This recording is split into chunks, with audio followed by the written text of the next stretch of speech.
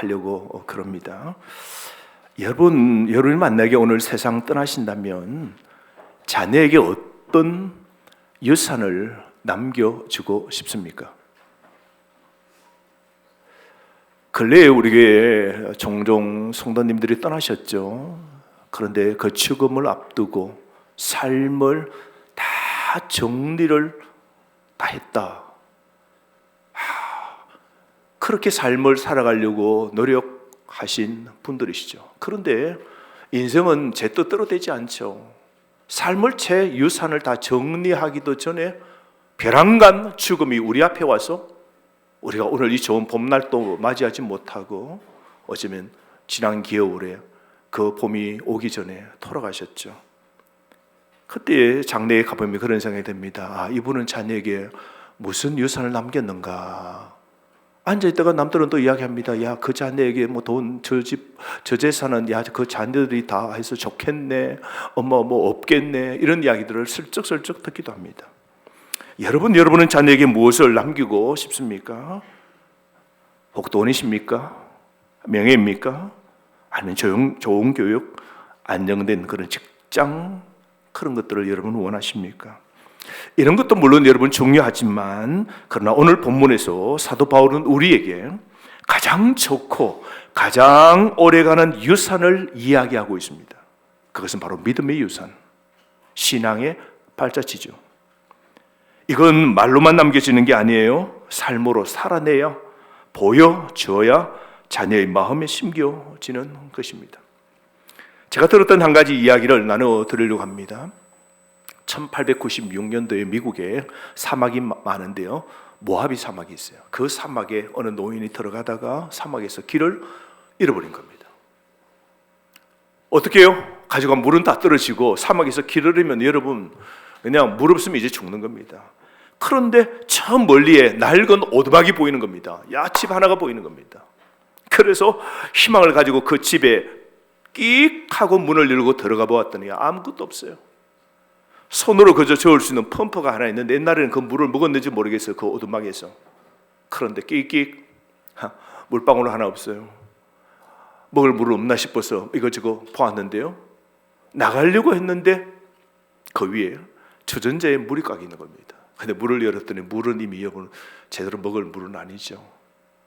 그래서 이거로도 물은 그밖에 없으니까 그거로도 마실까 생각했습니다. 근데 거기에 주전자 바로 옆에 쪽지 하나가 적혀져 있는 겁니다. 그 쪽지가 내용이 이렇습니다. 이 주전자에 든 물을 모두 펌프에 부으세요. 그래야 물이 나옵니다. 다 부으라는 겁니다. 그리고 추신, 사용 후 반드시 이 주전자에 다시 물을 채우고 놔두세요. 고민이 생겼습니다. 물 부었다가 그 물도 다 그냥 쑥 하고 관 속으로 내려가 버리면 끝입니다. 먹을까? 이 쪽지의 말을 믿고 이 주전자의 물을 다 부을까 고민했습니다. 결국 그는 용기를 내고요, 그랬답니다. 그 주전자의 물을 몽통 다 붓고 그리고는 손으로 펌프질을 시작했습니다. 끼끼 끼룩끼룩 합니다. 근데 희망을 가지고 손 펌프질을 했는데요, 묵직한 게 손에 이게 느껴집니다. 그러더니요, 땅 속에 있는 물이요 끌어올려지면서 콸콸 쏟아지는 겁니다. 그래서 좀 뜨거운 물을 다 뿜어내고 그다음에 시원한 물을 그냥 막 먹습니다. 그 집에 있는 빈 병에 물을 다 채우고 마지막에 뭘 했을까요? 그 주전자에 물을 가득 채우고 그 쪽지가 있는 그 위에 그대로 탁 놓았습니다. 그러면서 그 노인은 그렇게 했답니다. 그 쪽지 밑에, 철심 밑에다가 자기가 글을 하나 붙였답니다. 정말 효과 있어요. 그리고는 물병 담아서 그 물을 가지고 자기는 나와서 결국은요, 그 물을 마시면서 그 사막을 통과해서 살았답니다. 여러분, 우리의 신앙은 바로 그 주전자와 같다고 생각이 듭니다. 우리가 지금 믿음으로 펌프질 하지 않으면 우리 자녀들은 마른 펌프 앞에서 절망할 수 있는 것이죠. 오늘 우리가 예배 드리는 이 한 번의 이 예배, 자녀와 나누는 기도 한마디 함께 말씀 한 구절 읽는 것, 자녀의 인생을 살릴 생수가 될 수 있는 것이죠. 그래서 저는 오늘 다시 여러분들에게 묻고 싶습니다. 여러분의 물병에는 무엇이 담겨 있습니까? 오늘 우리가 함께 나눌 이 말씀 디모데후서 1장 5절인데요. 바울은 디모데를 생각할 때 무엇보다도 먼저 그의 믿음을 떠올렸습니다. 그 믿음은 거짓 없는 믿음, 즉 진실하고 순수한 믿음이었다고 그럽니다. 그런데 이 믿음이 그냥 저절로 생긴 게 아닙니다. 성경 분명히 말하죠. 오늘 성경 보십시오. 이 믿음은 먼저 너 외조모 로이스와 너 어머니 누구요? 유니게 속에 있더니라고 그럽니다. 여러분, 이게 무슨 말입니까? 믿음은 가정에서 흘러갔다는 것이죠. 그 디모데가 그 받은 믿음은 가장 먼저는 누구라고요? 외할머니가 복음을 들었고 그 복음이 누구에게요? 어머니에게 그대로 가르치고 외할머니가 어머니에게 신앙을 그렇게 세웠고 그 어머니의 신앙이 또 누구에게 내려왔는 거예요? 디모데에게 내려왔다 그러죠. 세대를 거쳐서 전달된 신앙의 유산이죠. 오늘 많은 부모들이 자녀 교육에 있어서 학교나 학원에 의존합니다. 그래서 요즘 좋은 대학에 가야 좋은 직장 얻죠. 그래서 영어도 해야 됩니다. 피아노도 좀 쳐야 돼요. 태권도도 좀 해야 됩니다. 그래서 아이들이 할 게 너무 많아요. 성공이라면 스펙도 필요하니까요. 방학 때면 여기저기 보내기도 하고요. 일들을 했어요. 스펙으로 전부 다 일줄들을 한 칸씩 채우기 위해서 그렇게 만들어줍니다. 학생들 진짜 공부시키려고요. 밤 10시까지, 11시까지, 12시까지 독서실로 과외는 주말에도 쉬지 않고 그렇게 아이들을 돌립니다. 그런데 여러분 묻고 싶습니다. 우리 자녀의 영혼은 어디에서 교육받고 있나요? 우리 자녀의 믿음은 누가 길러주고 있는 것입니까? 하나님께서는 부모에게 먼저 자녀의 신앙 교육을 맡기셨습니다. 신명기 6장 6절에서 7절 말씀에 보면 오늘 내가 너에게 명하는 이 말씀을 너는 마음에 새기고 너 자녀에게 부지런히 가르치며 라고 그랬습니다. 그러니까 부모가 뭘 해야 돼요? 자녀에게 신앙을 부지런히 가르쳐야 되는 겁니다. 하나님은 자녀를 부모에게 맡기신 겁니다. 교회는 그 다음이에요. 가정이 첫 번째 교회이고 그리고 부모가 첫 번째 목사입니다. 자녀의 신앙 교육을 교회에 맡기는 거 아닙니다. 교회를 통하여 교육도 받고 훈련도 받고 하지만 가정에서 부모가 목사 같은 마음으로 성경교사 같은 마음으로 부지런히 자녀에게 말씀을 가르쳐야 됩니다.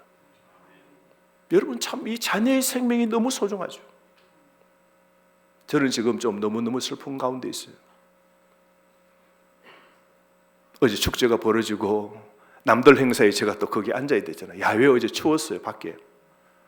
남들은 따뜻한 데 가서 커피 안에서 마시고 있고 창문 닫고 우리는 밖에서 그 손님들이 다 밖에 계시니까 계속 앉아있는데 얼마나 추운지. 그래도 남도 사진도 좀 찍어주고 그렇게 했는데 사진을 딱 찍는데 카톡이 하나 제 사진 그 위에 뜬 겁니다. 화면에. 그리고 잘 안 보이고 사진은 급하게 찍고 뭔가 싶어서 열었더니 고종 사촌 형님이 문자를 보낸 거예요. 석진아 아나 그 형님 말이에요. 우리 고종 사촌 형님이 목회자세요. 근데 아들이 딱 하나예요. 근데 그 아들을 이 조그만 교회를 개척하면서 막 해서 그 다음에 신도시 가서 교회를 얼마나 크게 또 부흥하면서 잘했는지 목회만 전념했어요. 그런데 아들이 자녀가 딱 한 명이에요. 그런데 그 아들이 스스로 잘나서 하나님 은혜로 공부를 잘하고 의대를 가고 나이가 지금 41입니다. 의사예요. 그런데 어제 아침에 새벽에 심장사로 떠난 거예요. 아무도 알지 못해요. 의사입니다. 몸이라면 건강이라면 어떤 직업보다 못지 않는 그런 사람이에요. 심장사가 오는데 어쩔 수 없어요. 당황스럽다고 아버지에게, 가족에게, 친척에게 알려달라고 문자 온 거예요. 41에 그렇게 어려운 공부를 하고 그렇게 교회에서도 신앙으로 다음 세대, 그 교회는 다음 세대, 교회가 그 대안학교를 운영하고 있어요. 그래서 거기에서도 핵심적으로 의사 일을 하면서도 그 일에 핵심적으로 신앙으로 앞서서 그 일에 모범된 삶을 사는데 하나님의 부르심은 그래요. 장래 가운데인데 이런 생각이 드는 겁니다. 야, 자녀가 의사가 안 되어도 좋고 좀 사고 쳐도 괜찮고 좀 모질해도 괜찮고 살아있으면 안 좋겠습니까? 죽음 앞에서는 뭘 나누겠습니까? 그래서 집에 돌아와서 이야기했어요. 살아있어서 만족한다. 그러면서 한 가지 위안은 하나님의 뜻은 알 수 없지만 그 영혼의 생명이 어디로 간 거예요? 영원한 천국 같잖아요. 지금은 아마 이해할 수 없는 가운데 내일은 발인을 해야 되는데요. 그 부모의 마음은 어떻겠습니까? 그런데 시간이 지나 위안이 되는 것은 예수 잘 믿다 멋지게 살다가 세상적으로 이해할 수 없지만 영원한 천국에 부모보다 먼저 갔지만 그 천국에 가서 다시 만날 그 은혜 때문에 이 죽음도 이 장래도 견뎌낼 수 있는 것이죠. 여러분 자녀에게 가장 귀한 게 뭘까요? 생명입니다. 지금 살아있는 게 가장 소중한 거예요. 자녀에게 바라지도 마십시오. 세상에 무엇인가 잘 되라, 다른 애는 어떻다 이야기할 필요도 없어요. 자기 존재 자체로 살아있는 것, 또 살려고 노력하는 것 감사하고요. 더 중요한 것은 믿음입니다. 예수 있으면 전부를 얻은 겁니다. 세상 다 얻어도 예수 없고 오늘 죽으면 영원한 끝입니다. 어려서부터 성경을 알았나니 라고 그랬습니다. 누가 가르쳐 주었습니까? 그 할머니가, 그 어머니가 첫 번째로 삶의 최고가 하나님의 말씀인 줄 알고 그걸 가르친 것이죠. 그들은 디모데에게, 그 어린 우리 외아들에게 그리고 자녀 아들에게 단지 성경 지식만 전달했을까요? 믿음의 삶을 보여주었겠죠. 기도하는 어머니의 모습, 말씀을 가까이 하는 할머니의 모습, 예배를 소중히 여기는 삶, 겸손히 이웃을 섬기는 그 태도. 바울이 전도하다가 어디 갔습니까? 그 집에 갔잖아요. 그 집에. 그 아시아의 디모데, 그 집에 갔더니 어머니 할머니가 순회 선교사로 다니는 그 바울을 정말 그렇게 대한 거 아닙니까? 그 바울의 설교에 어린 믿음을 가진 디모데가 도전을 받고 훗날 바울을 돕고 하나님의 교회를 세우는 그런 일꾼이 되었지 않습니까? 그 모든 것이 디모데에게 신앙의 씨앗이 된 것이죠. 여러분, 신앙은 말이 아니라 삶으로 전해지는 겁니다. 아이들은 말보다 행동을 더 잘 기억합니다. 부모로서 가정에서 보여주는 그 정직, 그 가정에서의 성실, 가정에서의 그 사랑, 인내, 이것이야말로 살아있는 신앙의 본보기입니다. 그래서 부모가 가정에서 본이 되지 못하면서 너 교회 안 갈래? 그러면요, 자녀들이 마음속으로 아버지나 믿으세요, 엄마나 믿으세요. 크면 안 합니다. 어릴 때는 끌고 오지만 좀 크면 이제 뭐요? 근위도 안 쓰고 또 신앙적으로도 그 믿음으로 끝까지 이어줄 생각을 하지 않고 뭡니까? 그것은 지가 이제 결정하겠지 뭐. 놔둡니다. 방치합니다.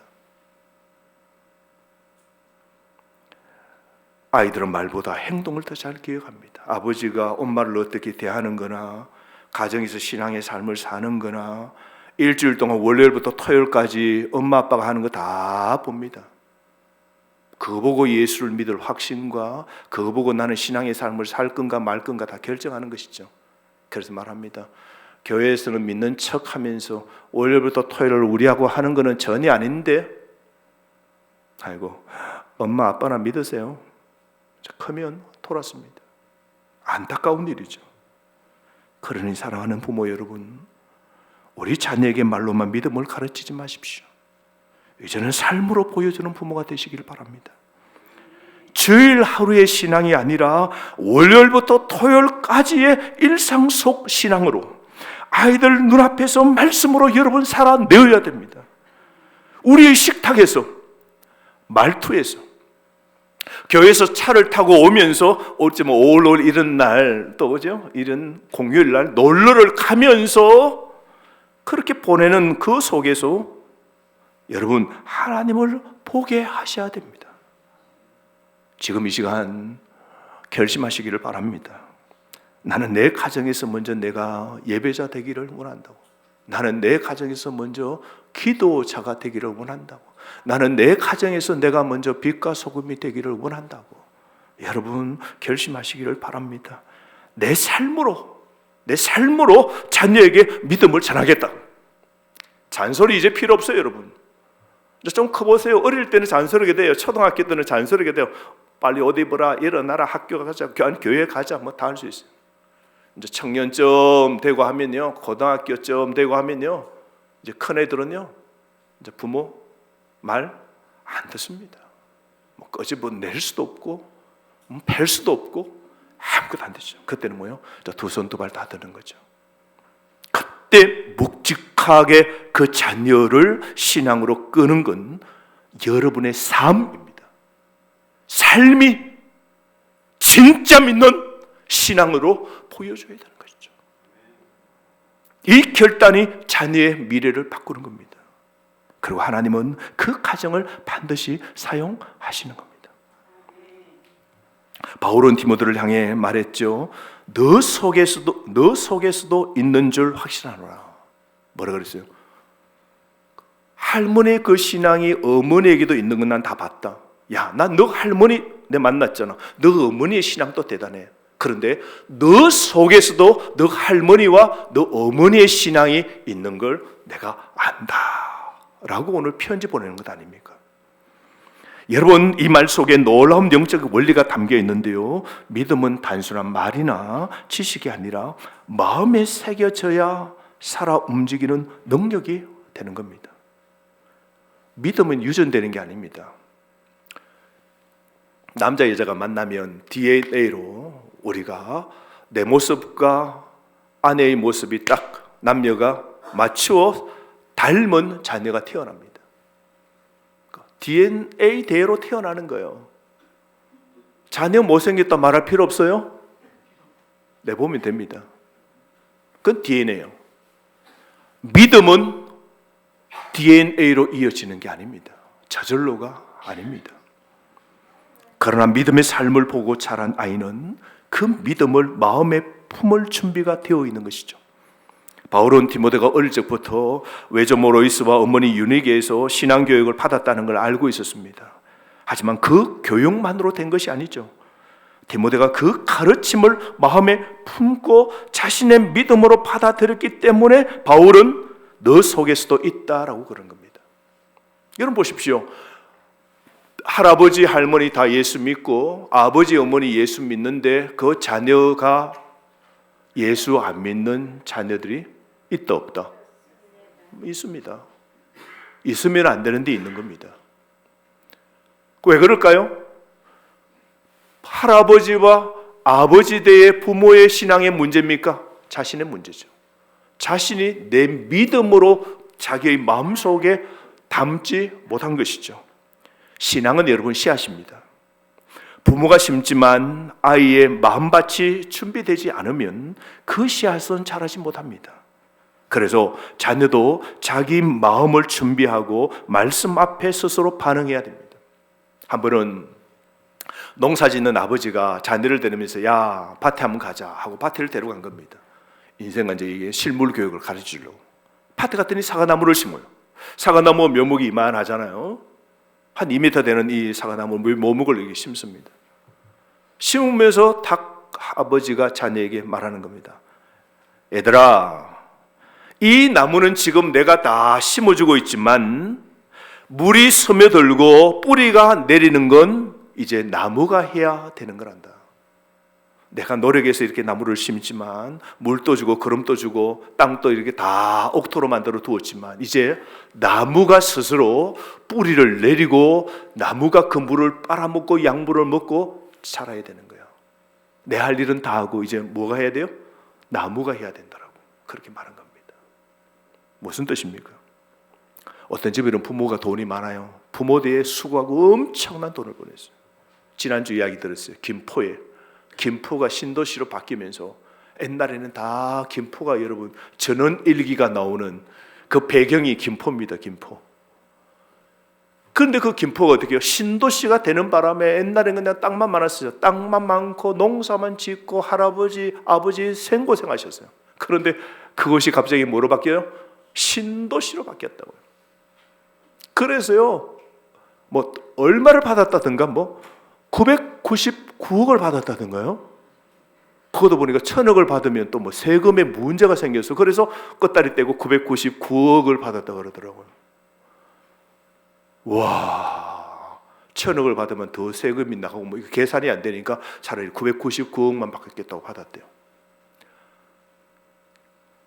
아버지가 고생한 아버지, 논에 가서 경운기 타고 자전거 타고 밭에 가서 논에 가서 일하다가 그렇게 평생 수고하시고 이제 80, 90이 되고 그 아들이요 999억을 아들 자녀들이 나누는데요. 그분이 하시는 말씀이 와 어떻게 된 줄 아세요? 자식들이 999억을 다 날렸대요. 어디 썼는지 이것저것 빼앗기고 사기당하고 해서 다 날려버렸다. 물도 주고 토양도 가꾸고 나무가 잘 자손들이 잘 되도록 다 깔아주었지만 그 나무가 그 자녀들이 그걸 어떻게 해요? 하나도 관리를 못하니까 한순간에 다 날린 것이죠. 여러분 부모는 말씀을 가르치고 보여주지만 자녀는 이제 스스로 그 믿음을 내 믿음으로 받아들여야 됩니다. 디모데는 단지 어머니의 믿음, 외할머니의 신앙에만 기대지 않았습니다. 그 믿음을 자신의 마음에 새기고 자신의 삶으로 받아들였습니다. 그래서 바울은 디모데를 보면서 너 속에 그 믿음이 있다라고 그랬어요. 오늘 여기에 참 우리 부모 때문에 오늘 이 예배 드리는 우리 자녀들 여러분 복되십니다. 너무너무 감사하죠. 내가 선택해서 종교를 선택하고 그 중에 진짜 이 예수 기독교로 온다는 것 이거 여러분 인생에서 여러 고비를 겪고 어떻게 갈까나 말까나 하지만 태어나서 이 예수님 아래 말씀 아래 교회 아래에 이렇게 자연스럽게 산다는 거 복이죠. 그런데 여러분 그냥 교회에 앉아 있는다고 해서 우리 속에 믿음이 이게 생기는 게 아닙니다. 부모의 신앙이 고스란히 척 들어오는 게 아닌 것이죠. 오늘 이 디모데처럼 그 할머니의 신앙과 그 어머니의 신앙이 내 속에 확 들어오도록 여러분 노력하셔야 됩니다. 자녀들은 디모데처럼 믿음을 자기의 것으로 받아들이는 자녀가 되어야 됩니다. 무조건 성경을 외우고 교회에 앉혀놓는다고 해서 믿음이 생기는 것 절대로 아닙니다.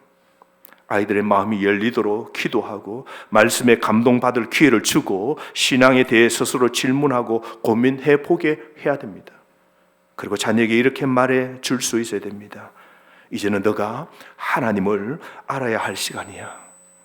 엄마 아빠의 믿음도 중요하지만 너도 하나님을 너의 하나님으로 너가 만나야 돼요. 자녀가 스스로 나의 하나님이라고 고백하는 날 그 신앙은 살아있는 믿음이 되는 것이죠.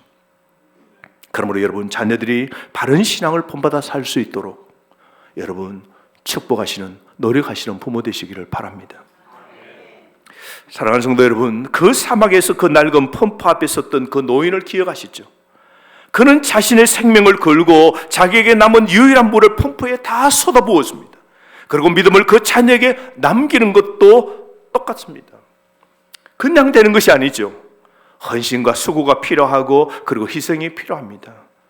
믿음은 말로만 전해지는 것이 아니라 부모의 삶 전체를 통해서 흘러가야 하는 유산입니다. 요즘 보면 운동 경기를 많이 하죠. 우리도 뭐 교회에 운동 대회를 많이 하는데요. 이런 좋은 봄날 운동 경기하면 반드시 달리기가 있습니다. 혼자 달리는 거는 은사가 좋아서 체육을 잘하면 그 사람이 늘 1등이에요. 그건 별로 재미없는 것 같아요. 다 알아. 누가 잘 뛰는지, 작년에 누가 뛰어서 잘 뛰고 운동 잘하는지 다 알아요. 그보다 더 재미있는 건 2인 삼각 경기죠. 잘 뛰는 사람과 못 뛰는 사람이 두 사람이 어떻게요? 함께 되고 다리를 한쪽 다리를 서로 묶습니다. 그리고 어깨 동무하고 발을 맞추죠. 하나 둘 발 맞추고 그 다음에 경기에 들어가죠. 한 사람이 빨리 뛴다 해서 뛰고 뒤 사람이 보폭을 못 맞추면 어떻게 넘어집니다. 한 사람은 또 천천히 가면 어떻게요? 빨리 가고 싶어도 달리지 못합니다. 두 사람이 똑같이 발을 맞추어요. 그렇게 나아가야 되는 것이죠. 마찬가지입니다. 신앙교육도 마찬가지입니다. 자녀 혼자 잘 믿도록 내버려 두는 것 아닙니다. 이제 다 컸으니 이제 지가 결정하지 뭐. 아닙니다. 같이 뛰어야 돼요. 같이 예배해야 돼요. 같이 신앙의 삶을 살 수 있도록 노력해야 됩니다. 부모가 함께 뛰어줘야 됩니다. 같이 넘어지기도 하고 자녀와 속도를 맞춰주기도 하면서 함께 신앙의 길을 여러분 달려가야 됩니다. 여러분 믿음을 남기는 부모가 되려고 하면 자녀에게 꼭 가르쳐야 될 구체적인 기준과 훈련이 있어야 됩니다. 말만 해서는 안 되고 삶으로 보여줘야 됩니다. 그러므로 자녀에게 가르쳐줘야 될 신앙의 원칙이 몇 가지가 있는데요. 기억하십시오. 첫 번째, 하나님 중심의 삶입니다. 하나님을 삶의 최우선순위에 두도록 여러분 가르치셔야 됩니다. 무엇보다 하나님을 먼저 생각하고 결정하는 습관을 여러분 길러주셔야 됩니다. 두 번째는 주일 성수를 철저히 지키도록 하십시오. 주일은 가족 이행의 날이 아닙니다. 주일은 그냥 집에서 푹 퍼져서 쉬는 날도 아닙니다. 주일은 가족들 챙기고 체험과 추억을 남기기 위해서 우리가 운동 경기를 구경 가거나 꽃놀이를 가는 것도 아닙니다. 주님이 부활하신 날입니다. 그러므로 주님을 만나는 날인 것을 자녀가 자연스럽게 알도록, 그리고 그 자녀가 예배하도록, 오늘도 그 자녀가, 내 자녀가 이 교회에 예배 드리고 있는지 여러분 부지런히 찾으셔야 되는 겁니다. 부모가 주일을 지키면 아이도 따라 지키는 것이죠. 주일 성수를 얼마나 부모가 하는가 자녀가 다 보고 배우는 것입니다. 세 번째로 11조 생활을 가르치십시오. 용돈의 일부라도 하나님께 드리는 걸 어릴 때부터 가르쳐야 돼요. 저는 돈 이야기를 강단에서 한 적 없어요. 우리 성도들이 혹 헷갈릴 수 있는데요. 돈 이야기 한 것이 아니라 신앙 이야기를 한 것이죠. 하나님께 헌신해 가는 이야기를 한 겁니다. 그래서 원래 안해천부터 우리 교회 학교 초등부, 중고등부에게도 청년부에게도 통일하게 말했어요. 아이들에게 11조를 드리는 훈련을 그때부터 하라고. 세상의 가장 큰 우상은요, 물질입니다. 뭐니 해도 물질이거든요. 초등학생들이 돈 법니까? 아니요, 돈은 없습니다. 초등학교 아이도 용돈 받죠. 중고등부는 더 큰 용돈 받죠. 대학생들은 알바하죠. 이제 대학 졸업하면 직장 다닙니다. 어릴 때부터 용돈을 못 되는 친구들 절대로 못 됩니다. 그 타입이 안 되면 하나님이 중심이 아니고 세상의 만모니즘이 중심이 됩니다. 하나님을 위하여 드림이 하나님을 통하여 복이 무엇인지 누리도록 하는 이 훈련을 부모가 하셔야 됩니다. 어릴 때부터 내가 용돈 주고 10분의 1 떼고 그 종이에 적어서 봉투에 넣고 하나님께 바치라고. 그래서 지금 중고등부에서 그 훈련을 하고 있어요. 초등부도 한 번 할걸요. 그래서 그 믿음의 뿌리를 내리는 첫걸음이 될 수 있도록 어릴 때부터 가르쳐야 됩니다. 그래야 여러분 더 큰 복을 받는 겁니다. 그 다음에 배우자 선택의 중요성입니다. 믿음의 가정을 세우려고 하면 배우자를 선택하는 기준부터 분명히 해야 됩니다. 세상적 조건이 아닙니다. 하나님을 경외하는 사람이 누구인지 분별하는 눈을 길러 주어야 되는 겁니다. 부모가 자녀에게 자주 이렇게 말해 주어야 됩니다. 결혼은 외모보다, 결혼은 그 사람의 직업, 그 사람의 학벌보다 신앙이야. 이걸 여러분 분명하게 가르쳐 주셔야 됩니다. 자주 말씀하셔야 되고 그렇게 가도록 여러분이 끝까지 지도하셔야 됩니다. 믿음 없는 사람과 결혼하면 너 신앙을 잃어버릴 수 있어. 너의 가장 값진 부활과 영생을 다 잃어버릴 수 있어. 그러므로 너가 철저하게 진짜 사랑하는 사람이 생겼걸랑 그 사람을 사랑하면서 교회로 끌어와 함께 예배 드려야 우리가 사랑을 이어갈 수 있다고. 오히려 그 사람을 데려오라고. 여러분 그렇게 하셔야 되고, 자녀가 선택한 그 배우자가, 그 사귀는 사람이 세상적으로 학벌도 직업도 뭔가 인물도 못해도 믿음이 있다면 그냥 오케이 하십시오. 그렇게 안 해놓고 학벌이 안 된다, 가진 게 안 된다, 집안이 안 좋다, 교회만 다니면 뭐 하냐고. 아니야, 딴 거 갖춰야 돼. 그만해. 그렇게 해서 영 엉뚱한 길로 가도록 해놓고는 나중에는 예수 믿도록 하려고 해도 그 사이와 그 며느리가 끝까지 막으면 어떻게 하겠습니까? 우리는 가장 소중한 걸 알기 때문에 그래요. 가장 큰 것은 생명이지 않습니까? 우리가 나이 40대도 심장사고로 세상을 떠나고 우리 삶이 언젠가는 떠납니다. 우리 인생은 안개입니다.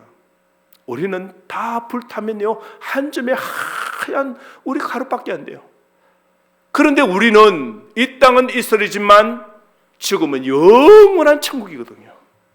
그래서 그 천국의 삶을 우리는 알기 때문에 가장 소중한 것을 우리 자녀들이 계속해서 이어갈 수 있도록 가르치는 이 훈련을 여러분 정말 노력하셔야 됩니다. 부모 여러분, 우리가 편리함을 포기하고 때로는 자녀와의 그 갈등을 감수하고 기도와 눈물로 씨앗을 심을 때 하나님은 반드시 그 믿음을 열매 맺게 하실 줄 믿습니다. 우리 자녀가 이런 영적 사막을 지날 때 부모가 남긴 그 믿음의 물병 하나가 그들의 생명을 살리는 생명수가 될 겁니다. 사랑하는 성도 여러분, 여러분의 물병에는 지금 무엇이 담겨 있습니까? 여러분의 자녀가 인생의 사막을 지날 때 여러분이 남긴 그 믿음의 물병을 발견하게 되기를 소망합니다. 그리고 자녀가 그 물을 마시고 그 하나님의 생명 진리의 그 말씀을 마시고 믿음을 가지고 이렇게 고백하면 좋겠습니다. 정말 효과 있었다고. 내 인생에 정말 부모님이 남겨주신 물병, 믿음의 그 물병, 그 신앙의 그것이 나에게 정말 내 인생에 효과 있었다고. 정말 이 믿음 진짜 나에게 너무 좋았다고. 부모님이 나에게 남겨주신 것은 세상의 돈이 아니라 믿음이었다고. 그게 너무 감사했다고. 자자손손 여러분의 가정이 정말 하나님을 섬기는 복된 가정 다 되시기를 주의 이름으로 축복합니다. 주신 말씀 가지고 다 함께 기도하겠습니다.